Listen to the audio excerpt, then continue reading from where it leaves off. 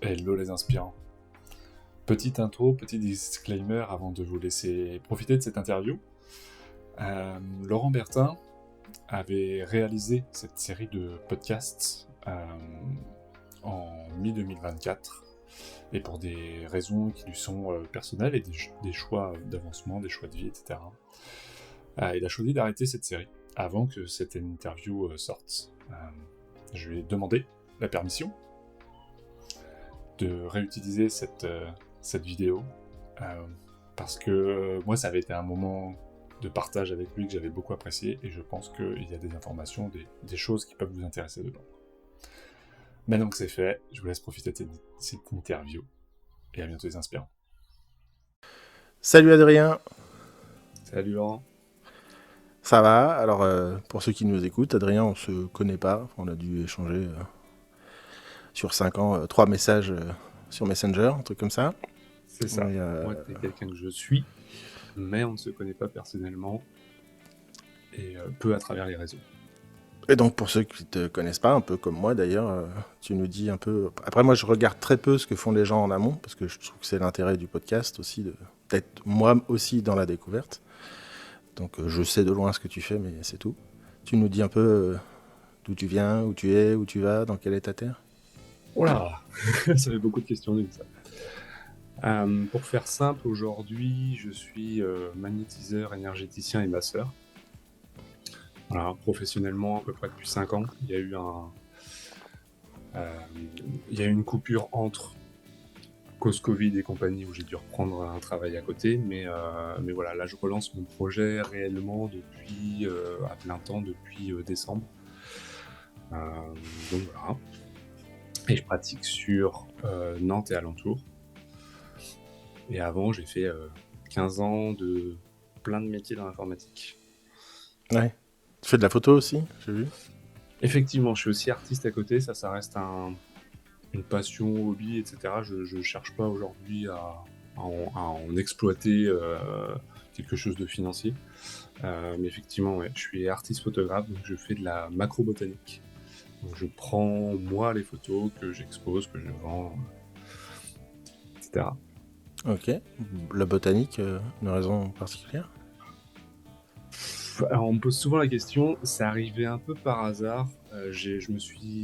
Ça fait 15 ans que je fais de la photo, je me suis testé à plein de choses, en studio, en sportif, en paysage, en portrait, un peu d'événementiel aussi. Et en fait, c'est venu tout naturellement où j'ai un ami artiste un jour qui m'a dit Eh, mais tes photos, la botanique, il y a quelque chose, c'est intéressant, tu devrais pousser. Je suis bon. Et en fait, c'est parti de là. Donc, je me suis amusé, je me suis dit, tiens, pourquoi pas. Et je me suis intéressé un peu au support que je pouvais utiliser, quel type de papier, quel type d'encadrement, quel type de... Enfin, tout ça. Et en fait, ça a pris comme ça, où en à peine 2 mois en m'intéressant au sujet, j'avais 3 ou 4 lieux qui étaient intéressés pour m'exposer. Donc, ça a pris de là, il y a... juste avant le Covid, pareil, 2019. Ouais, marrant. Et puis les fleurs, c'est un peu moins chiant que les gens, donc ça doit être pas mal. C'est différent. Moins chiant, ça dépend. C'est pas toujours facile de les prendre, parce que moi je fais vraiment zéro retouche, c'est en milieu naturel, donc c'est pas toujours facile de capter vraiment le moment et ce que tu vas en ressortir. Comme chez les gens en fait, il y a des fois, t'arrives pas à ressortir vraiment ce que tu veux et ça fait partie du jeu de la photo, ça. J'ai vu aussi, vite fait avant le podcast, j'ai regardé ton Linktree là, tu as une chaîne Twitch, tu fais pas mal de trucs aussi, non? Tu fais des jeux, des trucs, je sais pas. J'ai pas regardé, Alors, mais j'ai juste vu le lien. pour l'instant, ça c'est un peu en pause. Je vais pas dire à l'abandon, parce que j'ai toujours cette idée-là derrière la tête, mais c'est en pause. En fait, pareil, période Covid 2020-2021, je faisais une émission par semaine sur Facebook, Twitch, YouTube, où en fait le but de l'émission c'était que les personnes venaient me poser leurs questions, soit sur des mots de vie, soit sur des mots physiques. Et moi, j'allais faire de la lecture un peu derrière sur pour moi ce qui se jouait derrière, leur donner quelques éléments de réflexion et d'attaque, quoi. Ok. C'est un peu la lecture de l'inconscient, on va dire ça comme ça. Euh, Donc ouais, c'est quelque chose qui me plaisait pas mal. J'ai pas envie de relancer la même chose aujourd'hui, c'est pour ça que je suis un peu toujours en réflexion. Mais, euh, mais ouais, c'est un exercice qui était très sympa. J'ai fait ça pendant plus d'un an, j'ai dû faire une 60aine d'émissions. Ah ouais, pas Ouais, mal. Un peu, on faisait Franck Lobvet, je crois, à l'époque. Il avait des lives, les gens ils venaient, ils posaient leurs questions, puis il faisait son truc. c'est ça, c'est ça. Lui, il en faisait beaucoup moins souvent, et puis c'était des longues Ouais. sessions montées, etc. Mais c'était très chouette ce qu'il faisait. Ouais, j'aimais beaucoup. C'est quelqu'un qui m'inspire beaucoup, Franck. Ouais. Et donc, comment on passe de l'informatique au magnétisme et à l'énergétique? Déjà parce que c'est un peu ce que je suis, j'ai toujours eu un fond comme ça, hyper tourné vers l'humain. Et dans toutes les boîtes où je suis passé, j'ai toujours essayé de faire évoluer j'allais dire un peu les mentalités, etc., les façons de faire, les façons de procéder, le management et compagnie. Il y a eu deux choses. La première, c'est que quand j'ai repris mes études, donc je suis allé jusqu'à un master 2 en management des systèmes d'information, donc c'est du management et de la gestion de projet. J'ai fait un mémoire professionnel sur les entreprises libérées. Donc les entreprises libérées, je ne sais pas si Ah tu es oui. un peu adepte Moi, je connais, mais pour ceux qui nous écoutent, Ah, tout le monde connaît peut-être pas. en gros, c'est du management horizontal avec plein de concepts derrière, il n'y a rien de normalisé. C'est plein de concepts sur le fait qu'on fait confiance en l'humain et on simplifie au maximum euh, les processus pour qu'on soit dans le bien-être et dans l'efficacité. C'est éviter de surcharger par des règles, des protocoles, etc.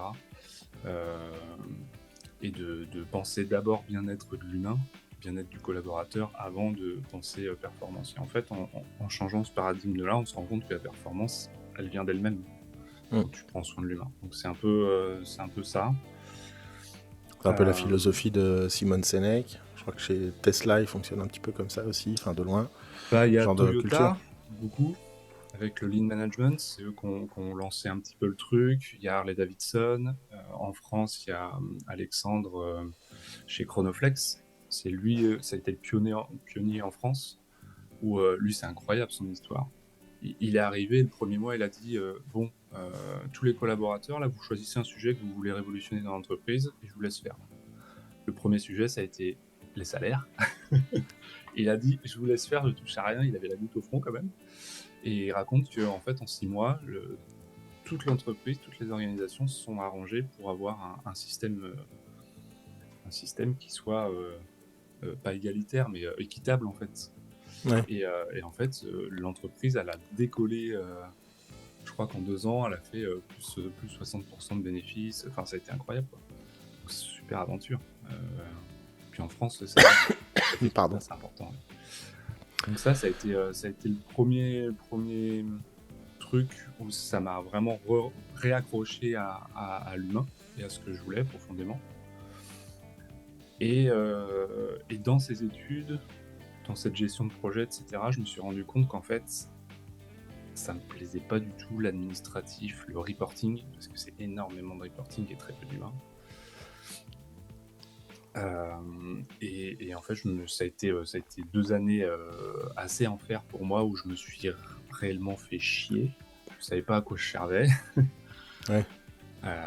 Et c'est là où je me suis dit bon, qu'est-ce que je fais? Est-ce que, entre guillemets, je redescends un peu, je reviens dans la technique, je remets les mains dans le cambouis de l'informatique, ce qui me plaisait plutôt, ou est-ce que je cherche un peu autre chose, une autre voie? Et c'est là où j'ai cherché un peu comme tout le monde, hein, c'est-à-dire qu'on va voir dans son enfance, on va voir un peu les plaisirs d'aujourd'hui, ce qu'on est, etc. Et puis voilà. Et est arrivée l'énergie, puisque c'est quelque chose où j'étais initié à l'adolescence, et j'avais jamais vraiment poussé le truc. Et je me suis dit, tiens, pourquoi pas? Et ça a été très très vite, en moins d'un an. Ça a été des rencontres, des salons, des formations, et des bouquins, des vidéos. Et là, j'ai fait, ok, il y a un truc, j'y vais. Je fonce, je me pose pas la question. J'essaye pas de me dire, de me prévoir un parachute ou autre. J'y suis allé direct, j'ai posé ma dème, et voilà. En moins d'un an, j'avais monté ma boîte et je me lançais. Ça, Ouais, en c'était mode. quelques mois avant le Covid. C'était un peu compliqué, je t'avoue. Ah oui, surtout le magnétisme, bon, c'est pas toujours évident. Mais Bah, c'est là où j'ai essayé de me diversifier avec les missions, par ouais, exemple. Tu vois, essayer de quand même prendre ce que je pouvais prendre et essayer de faire un peu de choses à distance, puisqu'on peut aussi travailler à distance, mais bon, c'était pas l'objectif premier, quoi. et comment tu dis que tu as été initié à l'énergétique à l'adolescence, là, c'est comment ça? C'est via ma mère, tout simplement, qui en faisait vraiment un petit peu. Elle était intéressée au sujet, elle était très ouverte en fait, plus Hmm. que pratiquante. Donc c'est elle qui nous a un peu initiés à ça, moi et mes sœurs. Et je devais avoir 14 ans, je crois, de souvenirs, quelque chose comme ça. Et un jour, j'avais un ami à la maison qui avait de souvenirs qui avait mal au ventre. Et du coup, je lui ai dit, bah tiens, vas-y, on essaye. Et il a été assez ouvert pour dire ok. Et en 10 minutes, c'était réglé. Et j'ai fait, oh, trop bien. Voilà, donc ça a commencé tout bêtement comme ça, en fait. Comme souvent les gens, en fait, on essaye et puis on se rend compte que, ouais, il se passe des choses qu'on n'explique Ouais. pas trop, mais il se passe des choses. Et donc aujourd'hui, tu as un cabinet, un truc comme ça, tu reçois les gens, comment tu fais? Alors aujourd'hui, pour l'instant, vu que c'est encore le départ et pour des raisons financières, je pense que tu connais, j'ai un cabinet, oui, mais un jour par semaine, pour l'instant, en location. Et le reste du temps, je fais à mon domicile ou à distance. Ouais, ok. Voilà. Donc là, classique, c'est peut-être même pas plus mal, puisqu'il y a beaucoup de gens qui prennent des cabinets toute la semaine, et puis ça coûte cher, c'est pas rempli. Ça coûte cher et on remplit pas. Faut pas se leurrer. Les premiers mois, euh, voilà, déjà qu'on a une dizaine de rendez-vous par mois, on est content. Ouais, après, c'est vrai que, surtout en ce moment, là, il y en a, que ce soit l'hypnose, le EFT, l'énergétique, le métier, il y en a partout.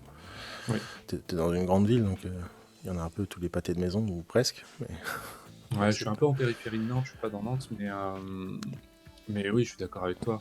J'ai l'impression, c'est peut-être une impression, mais qu'on a passé un peu ce pic où il y a eu énormément quand même Ouais. de gens qui se sont lancés Covid et post-Covid. Et que là, on atteint un peu entre guillemets, le plafond. Je pense que ça va redescendre tranquillement, mais oui, de toute façon, on est dans une période où les métiers du bien-être, Ouais, il y en a c'est quelque partout. chose. Bon, c'est pas plus mal, mais c'est vrai que c'est plus difficile de se faire connaître. Oui. Et comme tu dis, à un moment donné, ça élague les gens qui s'investissent pas, qui cherchent pas à progresser. En général, ils finissent par disparaître. Mais C'est ça. je regardais, t'as pas de site internet, rien, toi, t'as Alors comme... aujourd'hui, non. En fait, comme je t'ai dit, je m'étais lancé donc une première fois en 2019 où j'avais fait plusieurs choix. J'avais monté en société, en auto-entrepreneur, j'avais fait un site internet, mais via de la, entre guillemets, enfin, ouais, on va dire du leasing. C'est-à-dire, je paye Mhm. pas le site, mais je le paye dans l'abonnement chaque mois, etc. Et dans cette première expérience, j'ai fait mon feedback, quoi. Et le site, bon, même s'il n'était pas fou, le site, il m'a drivé zéro. Donc, Normal. aujourd'hui, c'était pas un investissement qui était nécessaire pour mon lancement. Et je me suis dit, ça viendra. Je ferai un site vitrine, bien sûr, parce qu'il y a des gens qui sont intéressés quand même. Parce que avoir quand même un tarif, quelque chose d'assez clair et d'assez un peu graphique, au lieu de juste la page Google, c'est bien, mais c'est pas la priorité. Donc effectivement, j'ai pas de site. Aujourd'hui, je fonctionne avec Google et les réseaux sociaux, donc principalement Instagram aujourd'hui Ouais. et un peu Facebook. Mais Facebook, je le délaisse un peu. Oui, c'est... Moi, je préfère Facebook, mais Enfin, c'est... pour les échanges. Pour les Ouais, échanges, parce que oui, moi, c'est sûr. moi j'aime discuter avec les gens ou poster des trucs. Et puis après, c'est pour ça que je dis à chacun, trouvez votre canal de com. Toi, tu fais de la photo en plus, donc ça paraît logique d'être sur un Insta. Moi, c'est la philosophie Insta où les gens ils scrollent qui me. Si avec moi, j'aurais pas de réseaux sociaux du tout. Mais bon, ça fait Ça aussi fait partie partie du jeu un quand peu tu veux malheureusement. partager. Ce que je disais à quelqu'un il n'y a pas très longtemps, c'est il me dit oui, moi les réseaux sociaux, je dis oui, mais il y a un moyen de les utiliser. Tu changes un système de l'intérieur. Moi, je poste pas ma live, je poste pas de trucs à la con. J'essaie de poster des trucs qui servent. Donc tu peux utiliser les réseaux d'une façon intelligente, j'ai envie de dire. Ouais. Et je te posais une question, mais j'ai oublié. Ouais, t'as un côté un peu. Tu sais, alors vous avez pas l'image, mais c'est pour ça que je te le fais un Nonchalant. peu. Ouais, nonchalant, genre peace and love, ça va aller, en mode détente. Je pense qu'il y a un petit terrain aussi un peu derrière, peut-être un peu stressé qui se voit un peu moins, mais en tout cas là, comme ça, moi je te connais pas, je sais pas. Il y a un côté, ouh, Bah, c'est cool, la vie, ça va aller, tout va bien. j'ai un côté comme ça, de toute façon. Je pense que c'est dû aussi à ce que j'ai traversé, mais aussi tout simplement à qui je suis. C'est-à-dire que je sais très bien on a assez peu de pouvoir sur, sur l'environnement, etc. Donc, ça, c'est ce que je partage souvent aux clients. En fait, on se fatigue beaucoup et on se rend malade énormément sur des choses qu'on ne contrôle pas. Donc, j'essaie beaucoup de garder euh, ce point de vue extérieur sur les choses où il y a jamais qu'un seul point de vue. Et donc, me dire, bon, bah, quand il y a quelque chose qui arrive, tu vois, ce que tu m'as dit la semaine dernière, ce qui t'est arrivé, bon, bah, en fait, c'est comme ça. Est-ce que je vais me dire, ah, fais chier, j'aurais aimé, et puis je vais être pas content pendant une heure? Non, bah, je me dis, bon, c'est juste partie remise, tu vois, et puis terminé. Donc, j'ai toujours eu ce côté un peu léger de la chose. Ouais. Ce qui ne m'empêche pas quand même bah, d'être triste ou en colère, ou etc. Ça n'empêche pas du tout les émotions, tu vois. Mais c'est juste, je reste pas dans ces boucles-là. Ouais, ouais, bah, moi je disais ça comme un compliment, hein. C'est Mm. pas l'énergie complètement déconnectée de ses pompes, parce qu'au contraire, en plus, t'as plutôt il y a un côté très ancré, très pragmatique, enfin, c'est ce que je ressens, tu vois, et c'est plutôt chouette comme énergie. Merci. Euh, qui est un truc qui manque à beaucoup de gens, je pense. Ce côté un peu, bah, justement, prendre du recul, de la perspective, d'être plus détente, tu vois, un côté faire confiance à la vie, je dirais ça comme ça, hein, ton énergie. Exactement. C'est le fameux et alors? Ouais, ouais. Et comme tu dis, c'est facile, on l'entend, hein, qu'il faut Bien s'occuper sûr. de ce qu'on peut contrôler, mais ça reste pas toujours simple à incarner, et je trouve que en tout cas, tu Bien l'incarnes sûr. plutôt bien. Et, Est-ce que et, et c'est pas parce que je le présente comme ça que j'ai pas mes difficultés non plus, bien sûr. Oui, oui, bien sûr, c'est clair, mais voilà, c'est l'énergie de base que je ressens. Je te verrai arriver en cabinet, je me dis, oh, tiens, c'est plutôt cool. Ce qui peut, comme on dit toujours, il peut y avoir des inconvénients, des trucs, tout a des avantages et des forces. C'est Tu ça. penses que la photo, la connexion à la nature, c'est un truc qui aide aussi? Euh, Je pose des questions bizarres, moi. non, non, c'est intéressant. Quel est l'angle d'attaque en fait sur cette question? Je pense que c'est un trait de caractère qui est ressorti à travers ça aussi. Euh, Si tu veux, le côté un peu contemplatif, un peu on prend le temps de faire les choses. Hum, Euh,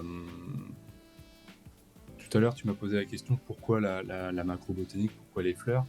Il y a plusieurs raisons, mais une des raisons principales, c'est justement de se dire en fait, on a tout ça sous les yeux. Toute la beauté là que je vous rends, enfin, ça touche pour certains, euh, c'est des fleurs que je croise dans la rue, tu vois. Et tout ça, on l'a, donc c'est prendre le temps d'être conscient un peu de son environnement, tu vois, du chant des oiseaux, du hum. soleil, de la chaleur qui te réchauffe la peau. Ça paraît très con ce que je dis, mais c'est Non, vraiment. non, pas du Euh, tout. euh, j'ai beaucoup de mal, moi, dans, dans le côté sociétal actuel, vu on court après le temps, tu vois. Donc c'est un rappel aussi à se dire, wow, on a le temps de prendre le temps, et c'est bon pour soi, quoi. C'est bon pour soi, c'est bon pour les autres. Soufflons un peu. D'ailleurs, ça fait partie des prescriptions de tâches qu'on donne aux gens un peu anxieux, déprimés, c'est d'aller marcher dans la nature, d'être dans le moment présent, c'est-à-dire d'être à ce qu'on fait, et de Oui, prendre le temps d'observer à l'extérieur de soi pour sortir justement du contrôle, de l'anxiété, etc. C'est pour tout à ça que je fait. te posais la question, c'est que je pense que ça a un impact. Alors comme tu dis, c'est un peu la poule et l'œuf. Est-ce que c'est un trait de caractère qui était déjà là depuis tout petit? Mais peu importe. Mais ce Hmm. que je trouve intéressant dans ton approche, voilà, dans- tu fais, tu fais pas mal de choses, mais tout colle avec ton énergie. Tu vois ce que je veux dire? Ça fait Ça, sens. Tu ça vois. fait plaisir à entendre. Donc, je trouve ça plutôt chouette. Sur le magnétisme et l'énergétique, c'est quoi toi ton regard là-dessus? Moi, je suis pas toujours très fan de ça. En fait, c'est pas que je suis pas fan de l'énergétique, du magnétisme, pour être clair là-dessus. C'est parce Ouais. que moi, je l'ai utilisé pour moi. Et d'ailleurs, j'en vois toujours des gens faire ça quand c'est des gens très mentaux, très analytiques comme moi. Parce que moi, comme je réfléchis vite et que je vois les gens arriver à 15 km, si en face, tu essayes de m'avoir à la rhétorique et au questionnement, en général, je te retourne le cerveau. Tu vois. Donc, moi, quand j'ai bossé sur moi, je suis allé faire des trucs que je pouvais pas comprendre. Ok. Ce qui m'a aidé à écouter mon corps. Tu vois. C'est pas tant dans mon esprit, comme je le formule, c'est pas tant le magnétisme et je fais rien et ça va mieux après, c'est les sensations et l'attention à moi d'une façon différente que dans la tête Mhm. qui m'a aidé vachement à reconnecter, même s'il y a encore du chemin, le corps, c'est pas mon axe d'écoute principal, mais les ressentis, oui, surtout le viscéral. Mais bref, ce que j'aime pas trop dans le magnétisme et dans l'énergétique en général, Ouais. c'est les gourous. Enfin, tu vois, c'est ceux qui en font une espèce de vérité universelle, plein de trucs, qui font de leur propre biais, plein de trucs. Et donc, plus Alors, comme t'as pas trop cette énergie-là, pas du tout même. non, honnêtement, là-dessus, je te rejoins. Je te rejoins. Euh, quand je vais partir d'une expérience, justement, après mes 2 premières années, 2019-2021, j'ai eu un, j'ai eu un ras-le-bol. J'ai eu un ras-le-bol du monde du bien-être en général. Aussi parce que quelque part j'avais trop donné sur des choses qui me correspondaient pas. Enfin, je m'étais un peu dégoûté en fait, tout simplement. Et il y a aussi le fait que je pensais que c'était un monde un peu plus bienveillant que ça. Mm. C'est Et en fait, c'est c'est la, comme partout. C'est-à-dire que ça reste humain. c'est la Ça claque reste que humain. tout Il le y a monde se des humains prend. dedans. Comment Voilà. ça, il y a de l'ego et des gros cons dans le milieu? Ah bah oui, il y en a même beaucoup. Exactement. Exactement. Et j'ai eu des expériences personnelles qui m'ont mis des grosses claques. Euh, donc, euh, donc voilà, j'ai traversé ça aussi. Le monde trop bisounours, trop gourou, trop surpositif, trop. Voilà. Je pense qu'il y a une différence déjà entre l'optimisme et le surpositif. Euh, donc faire confiance à la vie, c'est pas être super positif. Oui, il y a la différence Il y a entre des gens le qui déni font et des l'optimisme. raccourcis, Ouais. c'est un peu dangereux. Donc moi, le surpositif, je le fuis. Parce que je suis un peu comme toi, je pense. Je vois les gens, je les vois arriver, je les sens. Voilà, j'ai toujours senti. Donc c'est pas quelque chose qui m'intéresse. Et donc, pour moi, c'est pas la pratique le problème, c'est plus encore une fois les gens, l'humain qui a derrière la pratique. C'est-à-dire qu'en hypnose, je pense qu'il y a exactement la même chose. Oui, oui, oui. Et Dans tous les milieux, hein. exactement. Sauf que Ça. c'est vrai que dans le. Pardon, je t'ai coupé, mais dans le milieu du bien-être, comme on a cette attente du bien-être, de la bienveillance, de machin, mais que c'est aussi un milieu où il y a de la souffrance. Et quand il y a de la souffrance, il y a de l'argent, donc il y a du prise de pouvoir, etc. C'est. Bah il y a beaucoup de gens qui vivent après un an ou deux de pratique, ou de plusieurs formations, qui se prennent cette espèce de claque dans la tronche qui induit souvent des dépressions, des, euh, vraiment des gros problématiques d'estime de soi, ce sentiment d'être un escroc, un charlatan, etc. etc. Ce qui n'est pas forcément faux, ça dépend comment on le regarde, mais et qui crée un état, cette espèce la vallée de la mort des milieux du bien-être. Tu vois. Moi aussi, je suis passé par là. C'est aussi un truc que je défends beaucoup, de ne pas se laisser embarquer dans les idéologies qui sont derrière. Il y a une différence pour moi, tu dis le tout positif et, euh, et L'optimisme. l'optimisme. Moi, c'est l'idéologie et la philosophie. Ouais, quand c'est Hmm. une idéologie, ça me pose problème. Quand c'est une philosophie de vie, ce qui est ton cas, en tout cas dans ce que tu dégages et ce que tu dis, c'est là que je pense que ça commence à être bien incarné. Bon, bref, on a un peu dérivé, mais. Et tu pratiques comment? Tu avais l'air de dire que tu fais un peu de lecture à distance. J'ai un milliard de questions derrière. Euh, alors, Juste pour replacer 2-3 choses, le magnétisme, normalement, c'est assez protocolé. C'est quelque chose qui est assez documenté, qui est, voilà, il y a l'imposition des mains, il y a qu'est-ce qu'on fait avec les mains, quel geste on va faire, quelle entrée en matière, quelle sortie, etc. C'est plutôt, en tout cas, plutôt protocolé. Quand on parle d'énergétique, c'est vrai que c'est un peu un fourre-tout. Et, et j'ai pas de problème avec ça, parce que en fait, chacun, de toute façon, fait un peu avec son ressenti, avec qui il est, avec ce qu'il a appris, avec voilà, là où il se sent le mieux. Donc en fait, il n'y a pas forcément de manière de faire. Donc moi, personnellement, je fais un mélange de magnétisme. J'ai appris un petit peu le pendule, mais c'est pas trop mon truc. J'ai appris aussi un petit peu de faire de la lecture ou du soin avec les oracles. Pareil, c'est pas trop mon truc. Dernièrement, je me suis formé aux soins philippins, donc avec une guérisseuse philippine, la fille de Alex Orbito, qui est très connue dans ce milieu-là. Et j'adore leur philosophie. La philosophie des Philippins, eux, la simplicité, ils connaissent. Hein. C'est incroyable. Donc, qu'en fait, c'est énormément à l'intuition, au ressenti. En fait, je pense que moi, d'où c'est parti, et ce que j'explique aux gens, c'est que on a d'autres manières de communiquer entre nous, via l'énergétique, justement, qu'on n'explique pas vraiment, mais qu'on a tous déjà vécu. En fait, il y a des gens qui ne croient pas, mais je leur sors souvent cet exemple de vous ou un ami proche, c'est quasiment arrivé à tout le monde, où on se dit à un moment, on pense à quelqu'un, on se dit tiens, j'ai l'impression qu'il lui est arrivé quelque chose. Tu prends ton téléphone, tu fais ça va? Bah non, comment tu sais? Et d'où ça vient? Et je pense qu'il y a un truc là-dedans, dans l'énergétique, où en fait, on a la possibilité de communiquer autrement avec l'autre, et que dans ces pratiques énergétiques, on arrive à aller sentir des choses et à aller chercher des informations chez l'autre, via un échange, quoi. Qu'on n'explique pas aujourd'hui, mais ouais, ça c'est quelque chose que j'ai vécu à travers mes échanges, à travers mes formations, parce qu'il m'est arrivé des trucs de dingue, où avant, honnêtement, j'ai un côté très cartésien, j'adore comprendre. Je suis pareil, je suis très, je vais pas dire très scientifique, c'est pas, mais ouais. Et en même temps, je me dis, mais bah, je comprends pas, mais je le vis. Donc, Oui. je peux pas aller contre ça, tu vois. C'est pas possible.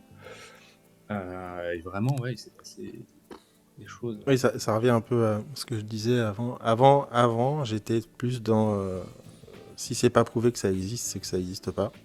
Ça va. Et j'ai eu un switch justement en bossant un peu en énergétique, en reconnectant le corps, en sortant un peu du côté cartésien, que j'ai toujours, hein, mais c'est l'intégration des deux qui fait la force, je pense. Après, c'était si ça n'a pas prouvé que ça existe, c'est peut-être possible. Tu vois. Et donc ça entrouvre des portes d'exploration plutôt que de rester fermé. Moi, il y a plein de gens. Moi, je défends la je lutte contre la néospiritualité et les gourous, l'excès d'énergétique, de tous ces trucs-là, ok. Mais ça ne veut pas dire que je dis aux gens de ne pas le faire. Justement, d'aller voir, de faire des expériences avec un regard critique. C'est ça qui. Plutôt que d'avoir des gens qui disent ah, c'est nul, je voyais ça un peu pas mal en groupe hypnose, dès que les gens parlaient d'autre chose que de l'hypnose. Bon, après, c'était le cadre du groupe, donc c'est normal. C'était ouais, vraiment. Je disais à mon pote qui était administrateur, je dis mais t'as fait l'expérience, t'es allé voir, tu vois, au moins plutôt que d'être complètement fermé parce que c'est pas écrit dans un bouquin scientifique. Donc je pense que c'est important d'être ouvert mais pas con. C'est ça. C'est ça. Et chacun aura son regard là-dessus.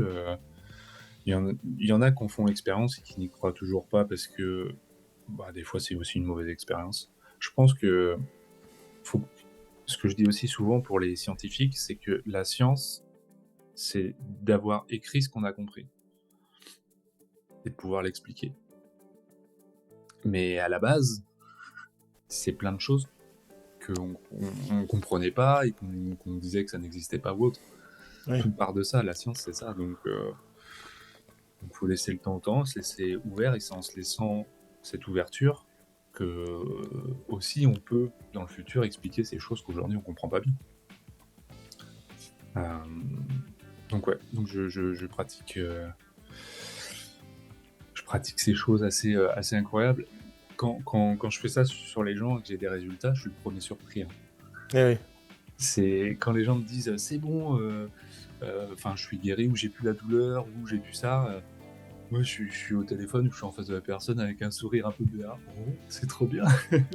Parce que, ouais, moi-même, je ne l'explique pas et je sais que je fais partie. Je dis pas que c'est grâce à moi, tu vois. C'est toujours plusieurs facteurs, c'est toujours multifacteur. Mm-mm. C'est aussi la guérison de la personne proprement dit. Est-ce qu'elle a switché un peu un état mental? Est-ce qu'elle a changé des choses dans son environnement? Enfin, c'est souvent un mélange de plusieurs choses. Je fais partie de ces choses-là, donc je me mets dans ce tout. Mais voilà. Il y a tellement de paramètres possibles au changement que de toute façon, c'est quand on essaie de comprendre qu'est-ce qui fait qu'une personne a changé. Enfin, moi, c'est la question qui m'anime. La réponse, elle tient en 50 bouquins. Il y a tellement d'enjeux, de possibles. Tu mets les relations sociales, le rapport de confiance, déjà, rien que là, t'as un sujet pour 3 semaines. Mais ce qui est, j'ai souvent remarqué, moi, parce que des stagiaires que ce soit en hypnose ou ailleurs, j'en suis depuis quand même pas mal de temps, j'en ai vu beaucoup, que les informaticiens, ils avaient souvent un talent, un truc ce qui est là depuis longtemps, mais qui a été un peu ce qui est mon cas. Moi, je suis parti en informatique, machin, pareil, développement, manager, faire des tableaux Excel toute la journée, et des KPI et compagnie. Et puis d'un coup, pouf, tu te retrouves dans l'énergétique, dans l'hypnose. C'est comme si on a exploré les deux extrêmes, tu vois, du monde très cartésien, analytique, si, alors, sinon. Et on se retrouve dans un monde, si, alors, sinon, mais peut-être, éventuellement, ça dépend, tu vois. Et donc... Bah, écoute, moi, dans mes expériences, j'en ai pas rencontré tant que ça. Ah ouais. Mais après, t'en as rencontré tellement que je pense que ton vivier, justement, statistique est quand même vachement plus grand que le mien. Mais ouais, c'est intéressant ce que tu dis, le côté un peu scientifique. Pour un moment donné, on se dit, waouh, c'est pas qu'il y a quelque chose qui va pas, mais il y a autre chose, quoi. Ouais, il n'y a pas que ça. Après, c'est vrai que le monde évolue un peu plus vers tout ça. Après, j'ai mon côté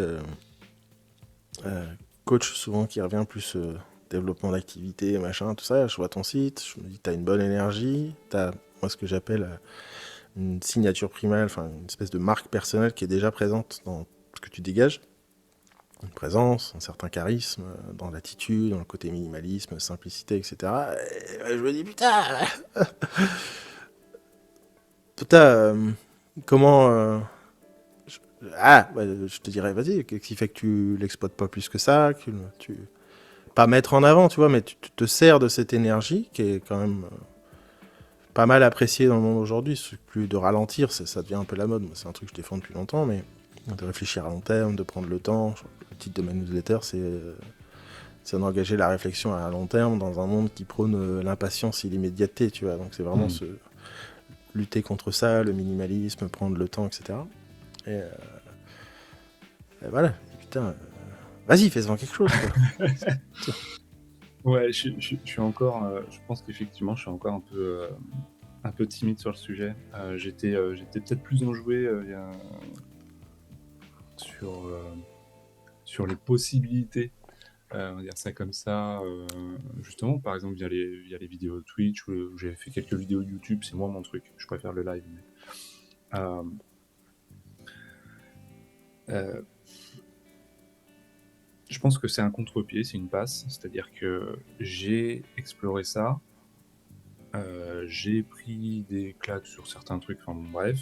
Là, j'explore un peu plus le côté, je vais pas dire grotte, mais plus local, tu vois. Ouais. Où j'essaie de faire grandir mon truc en local avec les artisans, enfin vraiment, voilà. Quelque chose plus en contact direct. Et je pense que ça reviendra d'une manière ou d'une autre. Comment, je sais pas. Est-ce que un livre, est-ce que des vidéos, est-ce que je sais pas. Ça reviendra. Mais je sens que t'as envie de me pousser au cul, mais Non, c'est que...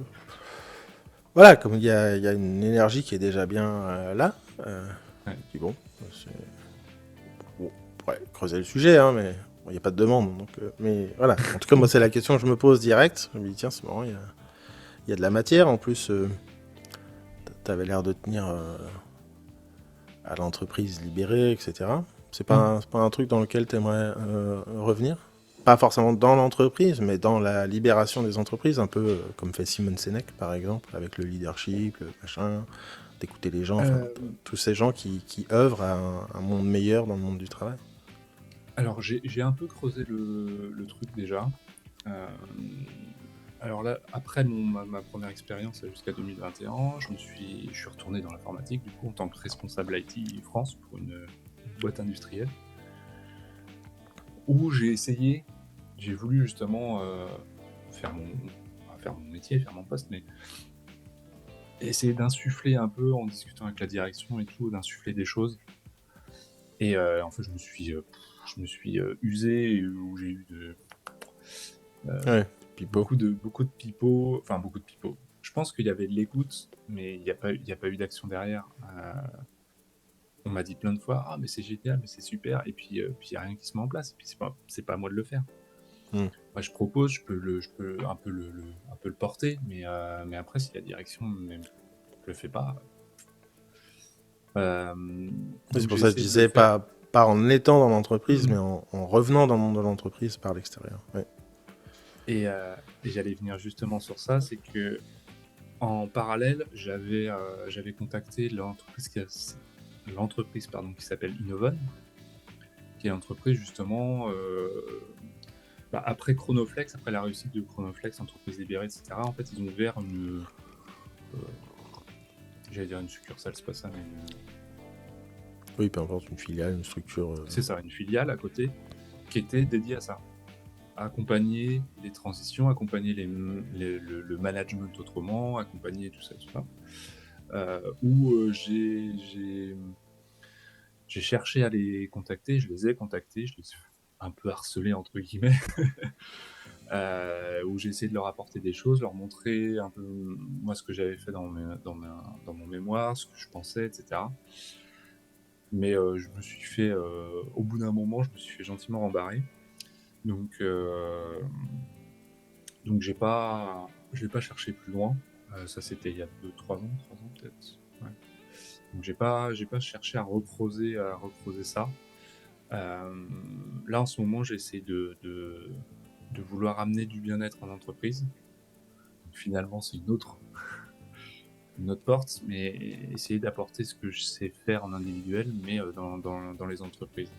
Pendant un moment, j'avais cette idée un peu folle de vouloir faire de l'accompagnement, entre autres énergétique, mais de l'accompagnement bien-être, on va dire, pour les patrons, pour la Mhm. direction, en tout cas, pour les directions d'entreprise. Compliqué. Compliqué parce que c'est les plus compliqués à faire bouger. Et ça, je pense que c'est pas sur les réseaux que ça se passe, c'est en one-to-one. Ouais, ça dépend. Si tu rencontres les gens, si tu arrives à avoir la rencontre avec les gens, tu peux essayer de t'immiscer un peu dans ce truc-là. Mais tu vois, j'ai essayé plein d'articles, par exemple sur LinkedIn, parce que je sais que voilà, c'était le meilleur moyen sur ce plan-là, en tout cas en réseau social, pour essayer de faire bouger ça. Ça n'a pas pris du tout. Euh, Ouais, je pense que là, on est dans des problématiques de communication, en fait. ouais, Parce qu'en fait, voilà, c'est un peu encore le coach qui prend le dessus, mais très souvent, moi, dans ce que je vois, pour ceux qui écoutent, quand on vit justement d'aller en entreprise, d'amener quelque chose de nouveau à un milieu qui est plutôt fermé, c'est ce que je disais tout à l'heure sur les réseaux sociaux, il faut rentrer dans le système pour le faire bouger de l'intérieur. Donc la communication, c'est un peu comme quand on veut travailler avec les enfants, il faut souvent pouvoir cibler les parents et les enfants en même temps. Tu vois, il y a ces deux... Donc la communication n'est pas tout à fait la même que quand on cible des adultes, du particulier. Et il y a toute une façon d'approcher les choses. C'est un peu moi le marketing du chien, j'appelle ça. C'est que tu donnes un médicament à ton chien, si tu veux pas qu'il le crache, faut le mettre dans une boulette de viande. Tu vois. Bah, c'est la même chose. Il faut donner la boulette de viande, mais dedans, il y a un autre regard, une autre expertise. C'est ce que fait très très bien Simon Sinek, typiquement, hein, parce que quand tu grattes un peu sur ce qu'il fait, il travaille la connaissance de soi, l'exploration de soi, le leadership, le charisme, la présence. Il y a tout un travail interne, mais il l'amène sur un côté plus l'impact dans l'entreprise, le marketing, les résultats sur les chiffres d'affaires. Il y a un truc, la communication est centrée sur les besoins de la clientèle, donc l'entreprise et les dirigeants, mais ce qui est amené derrière, c'est ce qu'il fait. Tu vois. Il peut pas, il dirait travailler sur vous, développer la connaissance de soi, ça vous aiderait dans l'entreprise, ça marcherait pas. Non, bien Et sûr. donc, Dans dans les communications que je faisais, c'était énormément de stats, hein. ouais. Comme tu dis, besoins et statistiques. C'est sur quel besoin on attaque et ce que ça rapporte. Parce que c'est ça qu'ils cherchent, hein, finalement, faut pas se leurrer. En tout cas, quand Ah on bah oui, attaque c'est le ça. sujet. Mm-mm.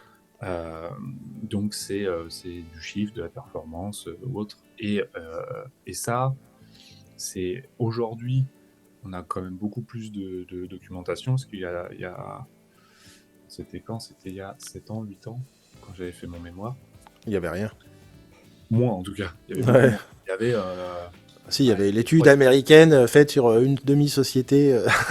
En gros, c'est ça, c'est-à-dire qu'il y avait 3-4 bouquins américains, et il y avait surtout un bouquin européen qui était le bouquin de Isaac Getz, Mm. et qui reprenait justement plein de... toutes les entreprises qui avaient réussi plus ou moins réussi cette transition.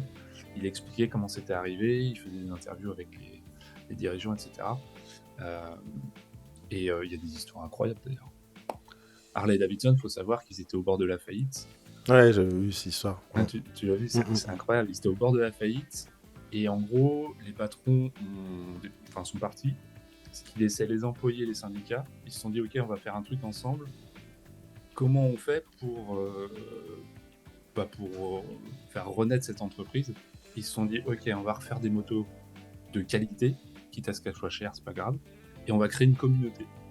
Ouais, et ils ont très bien réussi. Et ils ont créé une communauté Harley-Davidson, et aujourd'hui, un peu moins aujourd'hui, mais dans les années 80-90, c'était Ouais, c'est incroyable, quoi. le mouvement créé par Harley, c'est un truc de fou. C'est un truc de dingue. Et c'est quand même des syndicats. Après, les syndicats américains, c'est pas les mêmes qu'en Europe, mais c'est quand même des syndicats et des collaborateurs qui ont créé ça, quoi. C'est incroyable. Ouais. C'est un beau truc. Ouais, on sent que c'est encore un truc qui t'intéresse. Mais c'est comme moi, j'ai toujours le monde de l'entreprise. Moi, c'est un des bouquins qui m'avait le plus marqué, c'est Good to Great, qui est assez connu dans le milieu, justement. Je te recommande de le lire si ça t'intéresse, mais qui parle justement de qu'est-ce qui fait la différence entre les entreprises qui sont bonnes, mais celles qui sont great, donc excellentes. Et à la fin, on revient sur le leadership, la confiance, la responsabilisation de chacun, et cette culture de pas de l'effort, mais de la responsabilité, de l'engagement. Enfin, c'est très très intéressant. C'est un bouquin hyper connu parce qu'il a changé beaucoup justement. Je crois que c'est un des bouquins qui a changé les perspectives sur toutes les entreprises américaines, enfin certaines. Et donc c'est pas mal. À la fois, ça m'intéresse toujours, et je vais pas dire que j'ai perdu foi, mais c'est compliqué. Ouais.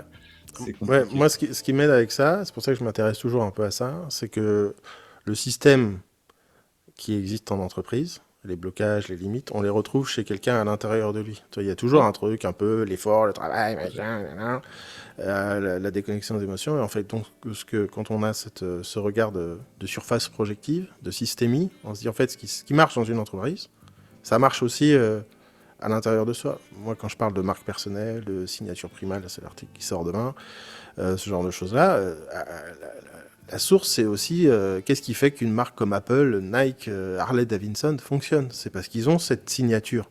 Ils ont cette...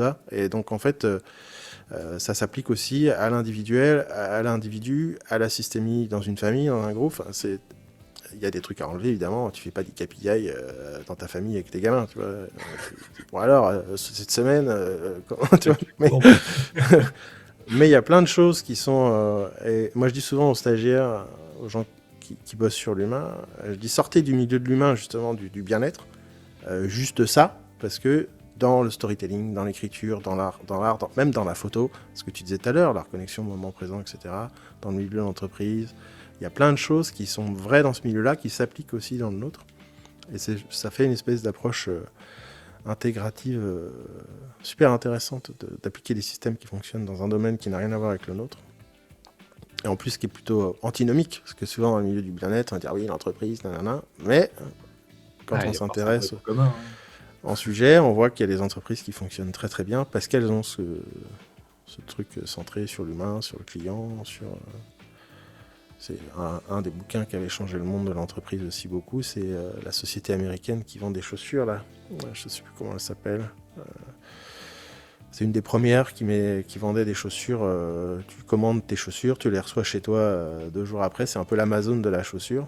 Et tu les essayes, si elles te plaisent pas, tu peux les renvoyer. Ils ont toute Comme une Zalando, culture dans... comme ça, là. Ouais, bah, je crois que c'est ça d'ailleurs. Bah, c'est Zalando mais américain. Okay. Et les fondateurs ont écrit un livre sur la culture de leur entreprise, comment ils managent les gens, comment ils les recrutent. Et c'est complètement à l'opposé de tout ce qui se faisait. Et pareil, ça fait partie des trucs vachement percutants parce que si tu te les appliques à toi-même, tu te dis ah ouais. Parce que quand tu as une culture de l'entreprise, c'est-à-dire qu'ils ont une espèce de règles. Alors, je parle un peu tout seul, mais on sent que c'est un sujet qui m'intéresse toujours. Tu vois, ils ont cette culture de l'entreprise. C'est ce que moi j'appelle la philosophie de vie, par exemple. Tu vois, c'est quelle est toi ta culture à toi, du regard sur la vie, sur le monde. Toi, tu as la tienne et elle se sent dans ton énergie. Moi, j'ai la mienne, etc. Et quand tu te maintiens dans cette culture et que il y a des trucs à la con, c'est genre si tu vois un papier par terre, tu le ramasses. Ça n'a rien à foutre dans une culture dans l'entreprise, mais le présupposé de ça, c'est que chacun est responsable de tout et que tu te reposes pas sur les autres, que c'est pas parce qu'il y a une femme ou un homme de ménage qui traîne qu'il faut pas ramasser le papier qui traîne. Et ça, c'est la même chose pour soi dans l'intégration dans la vie. C'est quelles sont nos règles de vie qui permettent d'avoir une vie qui nous convient, qu'on soit salarié, CEO, manager ou indépendant, tu vois. Et c'est vraiment avoir ce regard, se dire, tiens, qu'est-ce qu'il y a dans cette biographie, dans cette histoire de l'entreprise que je peux appliquer à moi-même et que je peux appliquer à mes clients. Et c'est vraiment un truc, moi ça fait partie des bouquins qui m'ont le plus aidé à développer ma propre marque, mon propre regard sur l'accompagnement, sur la vie, etc. Et pas tant la énième formation d'hypnose ou le 393e bouquin sur comment faire une induction, tu vois. Donc, ouais, c'est les deux de toute façon, hein, c'est clair. Pardon, je me suis un peu emballé. Non, c'est super intéressant, j'adore. Il y a 2 choses là sur lesquelles j'ai envie de rebondir sur ce que tu as dit. Juste sur la fin, c'est que pour moi, quand on fait des formations, ou qu'on lit des bouquins, etc., le but, c'est pas... y a des personnes, tu vois, qui vont noter tout le protocole de A à Z, étape 1, tac, tac, tac, je me positionne comme ça, machin, etc. Et ça, c'est super enfermant, et ça n'aide pas à créer ta propre pratique. Ça, c'est un truc... Alors, ça a été facile pour moi, parce que, je sais pas... J'ai toujours été comme ça, j'ai un côté un peu rebelle. De toute façon, j'appliquerai pas ce que tu me dis de A à Z. C'est sans faire s'inspirer, sans faire sa propre alchimie, en fait. C'est un peu ce que je disais tout à l'heure sur l'énergétique, c'est voilà, on prend des trucs, tac, tac, tac, puis ça fait évoluer, et on grandit comme ça. L'alchimiste, ça tirait bien. Tiens. Très bon bouquin. Oui. Et la deuxième chose, tu parlais du papier dans la rue. C'est un exemple que je prends des fois avec mes clients, donc je trouve ça excellent. Des gens qui ont tendance à comment dire, à être en colère ou à rester ronchon sur un sujet parce que l'autre ne bouge pas ou parce que machin, etc. Donc je prends cet exemple-là. Je dis, quand tu vois un papier par terre, est-ce que pendant 1 heure, tu vas te dire « Oh putain, la personne qui l'a acheté, c'est vraiment un con, nanana ». De toute façon, tu le verras pas. Tu n'as aucun pouvoir sur lui, tu vas pas refaire son éducation. Donc qu'est-ce que, sur le moment T, qu'est-ce qui va te faire le plus de bien ? Ramasser le papier, le jeter. Et là, tu vas avoir la satisfaction, toi, d'avoir fait ton action. Il y a un papier au moins dans la rue, et toi, tu te... Comment dire, t'es connecté à tes valeurs, et tu fais l'action qui est connectée à tes valeurs. Tu peux rien faire de plus. Moi, c'est ce que je Et dis dans cette phrase, c'est plus la façon dont tu fais une chose, c'est la façon dont tu fais tout. Et une fois, je me baladais dans la rue avec mon petit dernier, là. Puis, je vois un papier, dans la forêt, je le ramasse. Il me dit, bah, pourquoi tu le ramasses? C'est pas toi qui l'as acheté? Oui, mais si tout le monde raisonne comme ça dans le monde, c'est pas à moi de le faire parce que c'est de la faute de l'autre. Tu trouves toujours quelqu'un de qui c'est la faute, bah, y a rien qui change. exactement. Donc, je ramasse pas tous les papiers dans la rue, je suis pas con non On plus, est mais d'accord. sinon, c'est Pareil. Mais globalement, vraiment, j'en sais rien, je trouve une canette par terre, je vais quand même la ramasser pour l'acheter, quoi. Mais Voilà, ouais, surtout ouais, quand la poubelle elle a 50 cm, tu vois. Mais bon, voilà, c'est cette philosophie, cette culture. Quelle est ta culture personnelle, ta culture de ta propre entreprise de vie, j'ai envie de dire, qui est une démarche intéressante. Pour ça, je me dis. Ah, putain, je t'avais en coaching là. Je te montrais un peu le cul. C'est l'inconvénient du côté un peu. Que moi j'ai aussi, le côté prendre le temps. Je discutais de ça avec un pote, là, Frédéric Vincent, il y a pas longtemps, où il parlait. De se détacher du zéro mental, de sortir des contraintes, d'être libre, etc., etc. Je dis, mais à quel moment là, cette liberté, cette simplicité de prendre le temps, c'est pas une limite aussi? Comment tu sais que c'est... parce que moi j'aime bien être peinard, j'aime bien être tranquille. Toi, si avec moi, les gens me disent, tu ferais quoi si t'avais pas de problème d'argent? Pas rien. pareil. J'ai pas la prétention de changer le monde, tu vois. C'est parce que ça m'intéresse, parce que c'est mon métier et je prends plaisir à faire ça, mais... je voyagerai avec ma femme, je sortirai mes chiens, je jouerai aux jeux vidéo toute la journée parce que j'aime bien, sans prise de tête, tu vois. Alors peut-être que j'écrirai des romans d'héroïque fantasy parce que ça me fait marrer et que ça marche ou pas, j'en ai rien à foutre. Donc on entend toutes les limites qui sont là, mais ce truc, je montrais des fondations et des associations pour changer le monde, je pense pas que ce soit vrai chez plein de gens, mais c'est un peu les biais du milieu du bien-être même. Je sais plus pourquoi je disais ça, mais... Ouais, mais je comprends ce que tu veux dire. Et je pense que j'ai ce truc-là au fond, hein, c'est que je suis dans cette phase-là, là, maintenant. Quand est-ce qu'elle va c'est pas se réveiller, mais c'est encore très récent ce que je viens de relancer, donc je suis encore Ouais. dans le fait de reconstruire, etc. Mais ouais. Ouais, désolé, c'est pas trop le thème du podcast, mais voilà, il y a une énergie. Je pense que c'est pour ça qu'on s'est senti un peu. Voilà, moi, j'avais vu ta photo de profil sur Facebook, j'ai dit, ah, lui, ça pourrait être un pote. Tu vois, ce que tu disais, il y a des trucs, tu sais pas d'où ça vient. Alors que je savais pas ce que tu faisais, rien. Hein. C'est l'énergie de première impression. Et je sais plus ce que je me dis, des fois, les gens dans le travail. Ils cherchent une grande raison, tu vois, pourquoi je ferais les choses. Et à mon avis, la question, surtout quand on est indépendant, c'est qui? C'est qui on a envie d'aider et qu'est-ce qu'on a envie de petit effet papillon, quelque part. On a envie d'aider les gens, mais bon, bref. Voilà. Bah, bref, bouge-toi le cul, quoi, merde. Non, je déconne. Ouais. Je vais faire un aparté qui n'a rien à voir, mais ça me reste dans la tête, donc je vais te dire quand même. Tu parlais de jeux vidéo. Ouais. Ça, c'est un truc dont je me suis servi pendant très longtemps, que ce soit dans mes rapports personnels ou même professionnels, c'est-à-dire que c'est marqué sur mon CV, je le mets en avant et je le vends. Ouais. Alors après, c'est parce que j'ai joué à des jeux vidéo en compétition. Donc, ouais. Voilà, j'ai joué à assez haut niveau, j'ai fait plusieurs fois la Coupe de France sur le jeu auquel je jouais à l'époque. C'est quoi m'intéresse. Counter-Strike. Ah oui, t'es un joueur de CS. Je suis un joueur de CS, donc voilà, je joue depuis le début du jeu, donc 99. Oui. Ça remonte. Et en fait, ça m'a apporté énormément de choses. Enfin, justement, la stratégie, la cohésion d'équipe, le management management entre amis, le micromanagement, la discipline, les forces, les faiblesses, la pression, l'acuité visuelle et sonore, la spontanéité, l'analyse one shot. La gestion du stress, la liste est longue. Hein. Ouais, la liste est longue. Ça m'a apporté vraiment énormément de choses. Et donc voilà, ne minimisez pas ça. Maintenant, ça ne veut pas dire qu'il n'y a que du bon non plus. Enfin, bon, c'est forcément tout un mélange, mais ouais, moi je sais que ça m'a apporté beaucoup de choses et aujourd'hui, la moitié des potes que j'ai, je les ai connus par le jeu. Donc... Ouais, c'est pour ça d'ailleurs que souvent dans les supervisions que je faisais, les gens disent oui, les parents ils disent que le gamin il joue trop aux jeux vidéo. Je dis attends, attention à pas projeter des trucs. C'est ça. Il y a des gamins, moi je suis très antisocial.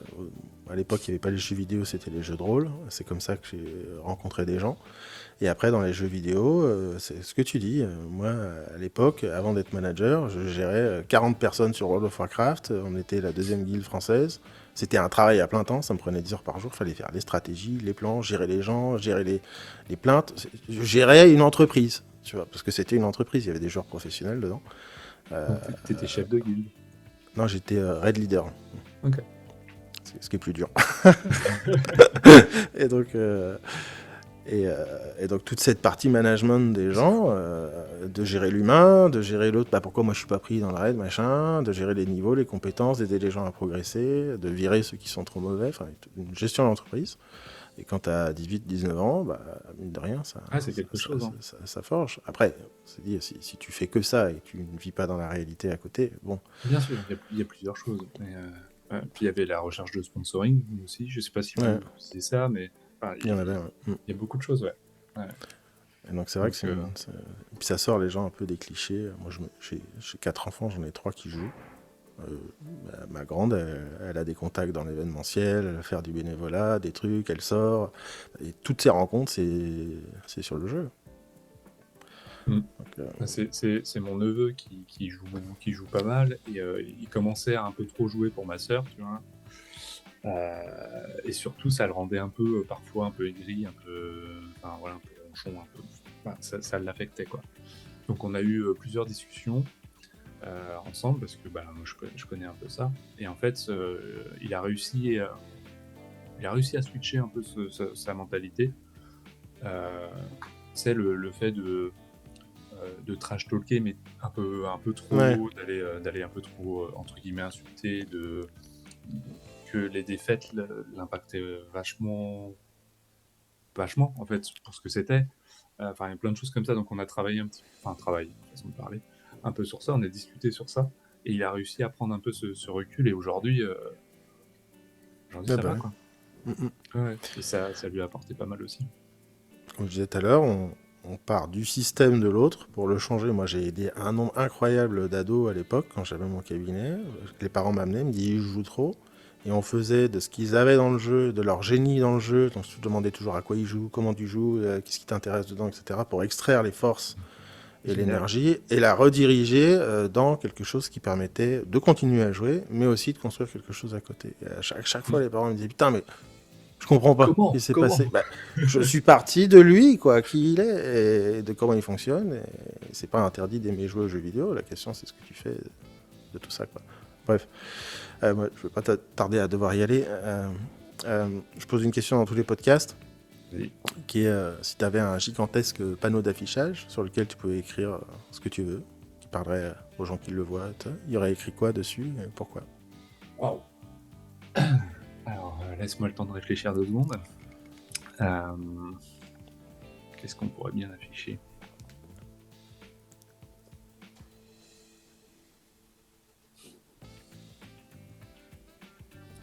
Prenez le temps de respirer, ça va bien aller. Ok. Pourquoi? Pourquoi? Ça en revient un peu à un bout de discussion qu'on a eu, qui est